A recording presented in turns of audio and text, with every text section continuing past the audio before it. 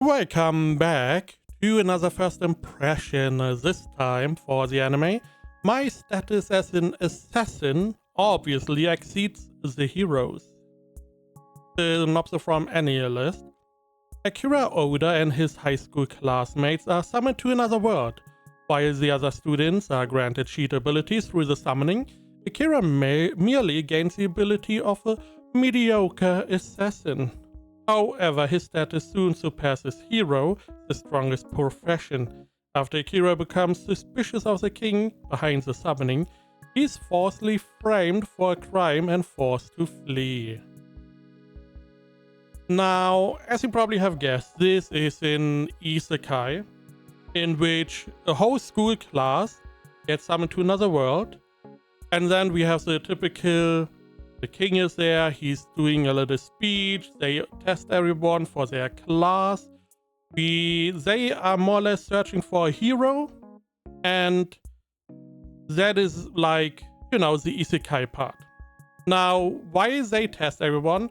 We have the different classes like Disenchanter, Knight, and Beast Tamer, and all have like starting skills and stats. Now the hero we also have, and he starts like triple the strength or so.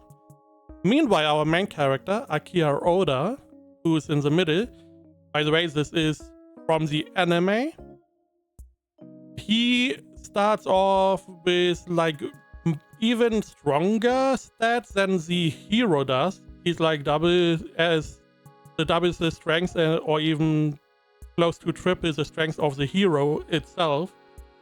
And he is, character-wise, a little bit more cautious, because he's taking everything in. He's the more subdued, he's the passive type of character who's just, going with the flow, staying a little bit outside of the bubble.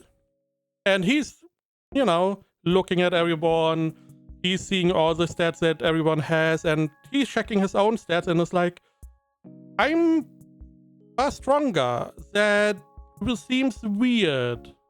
I don't know if I should show my stats to everyone, because I don't know what is going to happen. So he decides to stay hidden in his past life. We see him, he's always, the same idea. In class, he was always, more the passive one, introverted, trying to not stand out. And that is why he most likely became an assassin. And he's able to hide his presence here with his skill, which he uses. Now, as they, get acquainted with the Alice, he finds out that they seem to try and keep an eye on everyone that got summoned. So he's a little bit suspicious, which I like. I like a character that is a little bit, I don't need to, kill the Demon King, help everyone, be the hero. I'm just going to be a little bit more cautious. It doesn't hurt. And he's doing all of that. He's gathering information. It's one of the big parts at the beginning, gathering information, which is really nice. The first episode, in my opinion, started very strong. We got summoned, pretty cliche, everyone get classes, sure. He's stronger than everyone, fine. He does not seem to be broken OP, in the sense of he's stronger than everyone in the world. However, he is sufficiently strong that he can do stuff that normally you were not able to do. And I just like the whole first episode, where he goes, gathers information. There seems to be more going on with the summoning, with the, they got summoned by the kingdom. There seems to be something going on there. He meets some characters from this world, and, starts to have some friendly relationships with those, and finds out more about what is going on behind the scenes. And well, it was really, really well done. Animation was really good, especially the beginning little fight scene. Gonna show you a little bit of that later. And it was a really good first episode. Now, second episode, we go a little bit back to some more or less cliches, you can say. We have like 2 training arcs fast forwarded in the first and second episode, where we do some training, because in this world you have your class and you have your abilities. And your abilities you can train while staying at home, more or less. You can train them by doing them, essentially. Meanwhile, your class level you can only level if you kill monster and get experience. Now, they don't go out and kill monsters, they stay inside to train their skills up. And, in the second episode, we finally get to go and increase our class level by defeating monster. However, we also get acquainted to some other characters. As example, we get acquainted to the silver-haired girl pretty early on, which she's a little bit cliche. Not that she's there. She has something going on naturally. There's a story around her.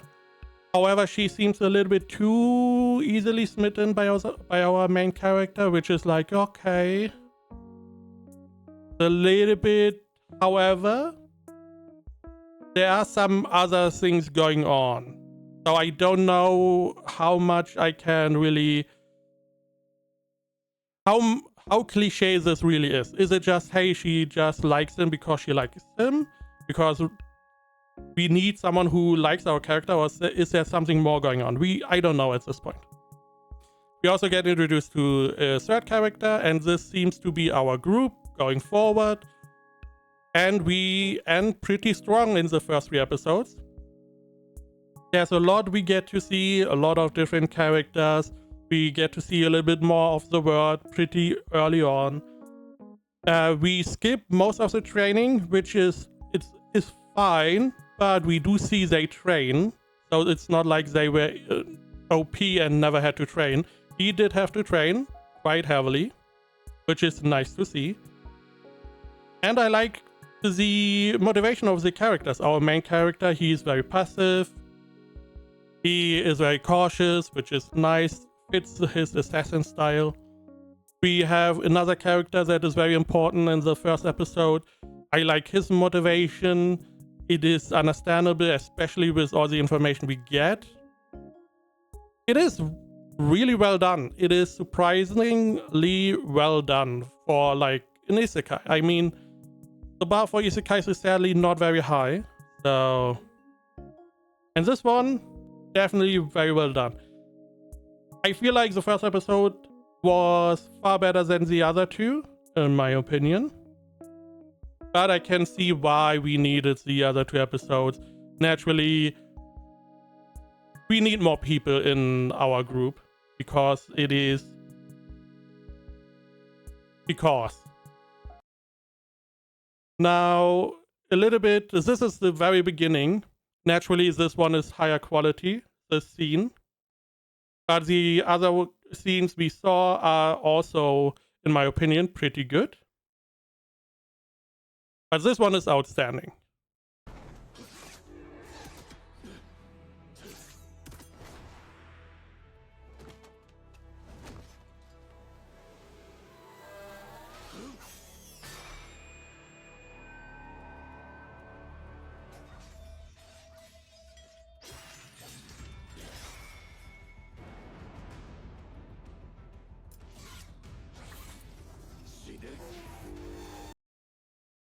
Okay. Not gonna show any more because, if you want to see more, just watch the anime. I mean, it's like the first 5 minutes. But the whole scene is very well done. I really like the scene. It set a really good tone. It, heighten your emotions for what is to come. Now, ratings-wise. AniList has it at 71% mean score. My anime list at 7.38. And I would say, for the first 3 episodes, the first one was really, I really enjoyed the first one. 8 out of 10. I would say you should check it out, especially if you like isekai, and see if that is your jam. But as far as the first 3 episodes go, a solid start. It seems like we have a lot to look forward to, especially how the 3rd episode ended. Can't wait to see more.